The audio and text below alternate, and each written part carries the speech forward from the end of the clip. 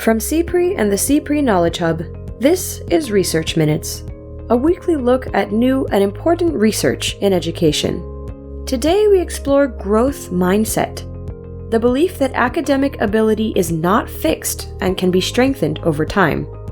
In the largest ever study of its kind, dozens of researchers set out to learn if a short, online intervention could foster a growth mindset in students, and what impact that could have on academic achievement.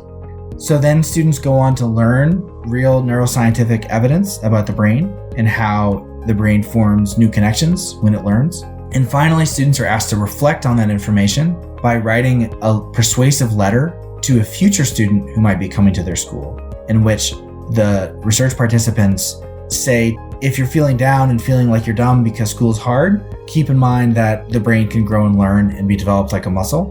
Struggle doesn't mean you're dumb.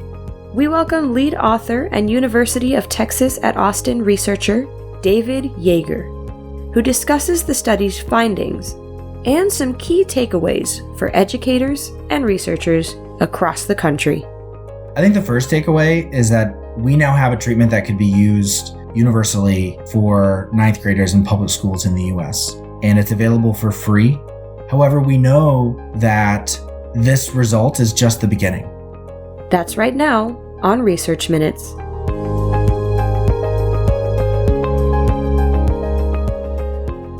Hello and welcome to Research Minutes. I'm Keith Heumiller.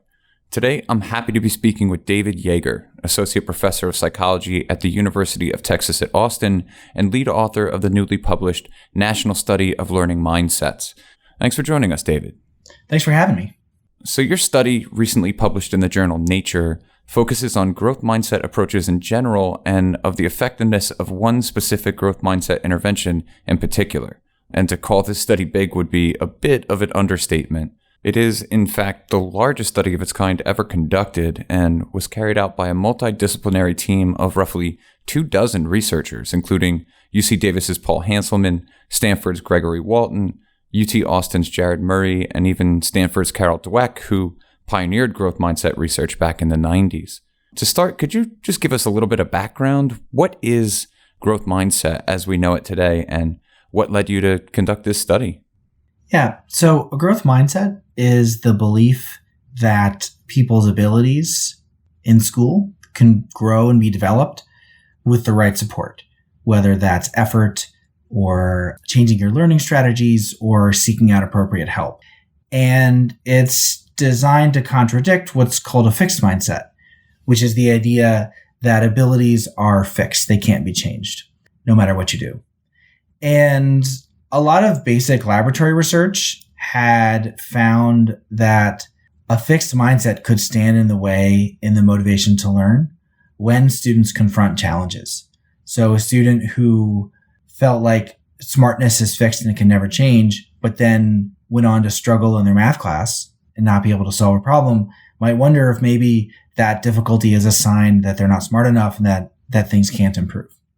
So the growth mindset research started as a very basic psychological phenomenon to try to understand the origins of phenomena like learned helplessness or loss of motivation.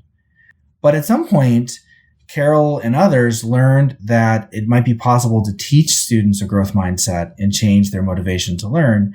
And that has spawned a great interest in trying to craft interventions that test a kind of striking possibility. The idea that just changing a belief about people's abilities might have some measurable effect on the grades or achievement that students ultimately show over time. What was the impetus for a study of this size? Were there specific knowledge gaps that you were hoping to fill or specific questions you were trying to answer?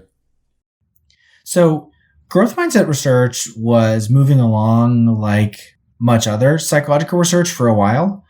But then we started realizing that these interventions that have the potential to be useful in schools weren't tested in large enough samples to really justify large-scale use.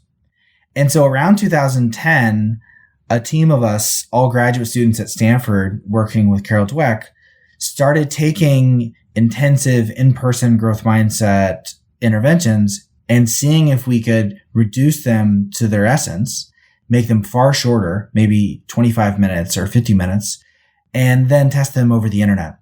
What amazed us at the time was that even a short exposure to a growth mindset message over the internet could improve grades, especially for low achieving students. And despite the excitement for the randomized trials evaluating a growth mindset, there's still a huge question unanswered, which is, why was this possible? And where would this work? Surely a growth mindset treatment can improve grades everywhere because it doesn't teach students any content. It can't possibly overcome all limitations to motivation that students face. So we wanted to know, where does the growth mindset not work? And where it does work, why is it the case that it works? And to do that, we thought we needed a nationally representative sample that has the full variety and heterogeneity of students, the full variety and heterogeneity of schools. And if you test the same treatment in all of those very different schools, you might then learn where it works, where it doesn't, and why it works. And that's why we needed this paper that we published in Nature. So in addition to answering some of those specific questions that you just mentioned, there's also a component built into the study to facilitate future research in the realm of growth mindset. Yeah, we realized pretty early on that if you run a large-scale RCT in a nationally representative sample, you're not just testing one hypothesis.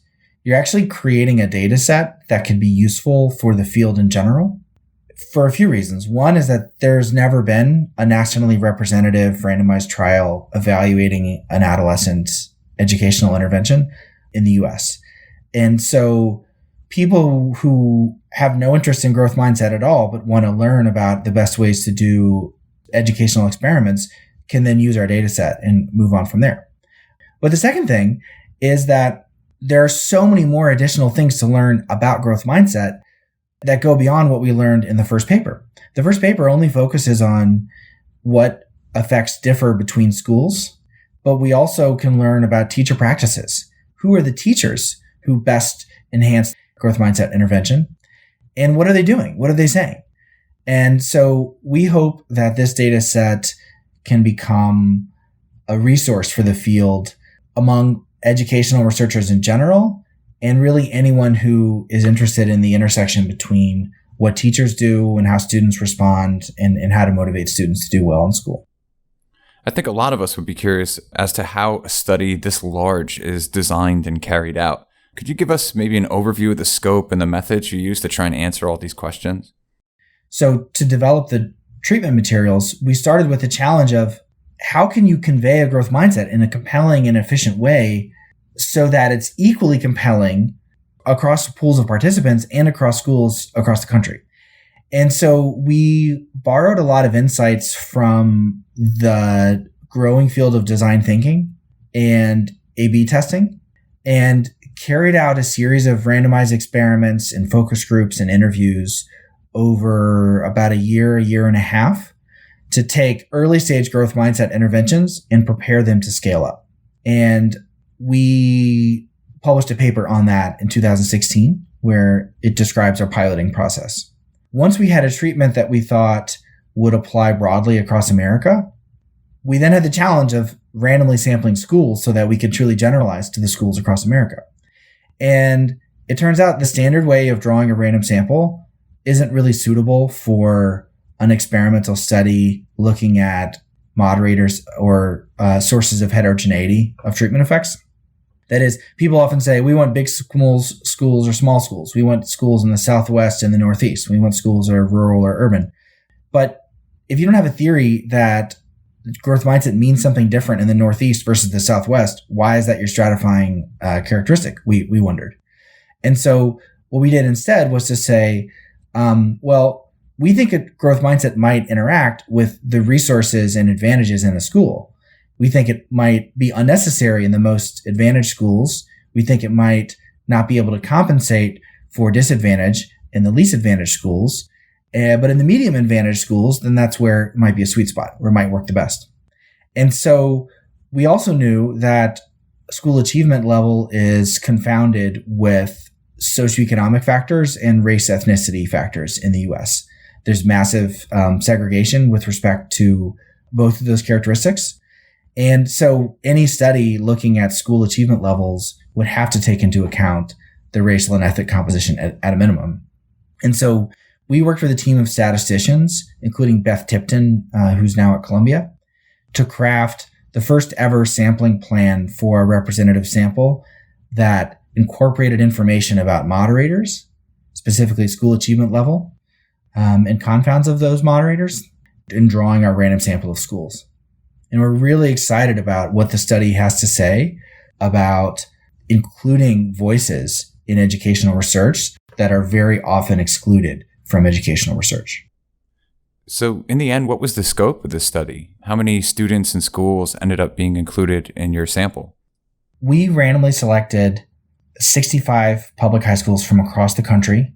About 40% of them were rural schools, which are very often excluded from educational research.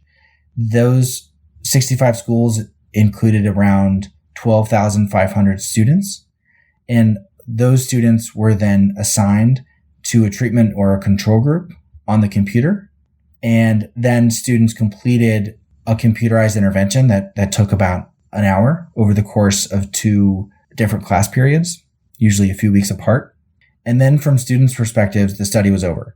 We don't talk to them again. We just get their grades at the end of the school year, and we compare the outcomes for students who got the treatment versus students who got the control. And what did this intervention actually look like from the students' perspective? Sure. So from students' perspectives, the intervention is not telling them to have a growth mindset. Instead, what it is, an invitation to consider a new belief system that can help them deal with the transition to high school. We say, high school is hard, the challenges are rising, you don't always feel a lot of support, but knowing that the brain can be developed and grow like a muscle is one way to stay optimistic and hopeful, even during the really challenging first few months or even years of high school. So then students go on to learn real neuroscientific evidence about the brain and how the brain forms new connections when it learns. And finally, students are asked to reflect on that information by writing a persuasive letter to a future student who might be coming to their school, in which the research participants say to that hypothetical future student, if you're feeling down and feeling like you're dumb because school's hard, keep in mind that the brain can grow and learn and be developed like a muscle. And so struggle doesn't mean you're dumb. And students type that out. They complete it, as I said, in around 25 minutes. And then from their perspective, it's over. To them, it looks and feels like a survey about starting high school. It's not designed as a treatment to tell them what to think. So let's jump into the results. Did the program change how students viewed themselves or their intellectual abilities? And if so, did that impact their behavior or their academic performance in any way? Yeah, so the first thing is that the program changed students' mindsets overall. We think quite substantially and quite impressively given the messiness of school settings. Then what we found is that students' grades overall were improved, especially when you look at preventing students from having a failing or poor performance indicator. So the treatment reduced the rates at which students earned a D or F average in their core classes in 9th grade by 3 percentage points overall. Of course, that 3 percentage point effect overall is concentrated in the subgroup of students who were already at risk of having low grades. Students who were going to get A's no matter what, of course, would have a hard time benefiting from the treatment.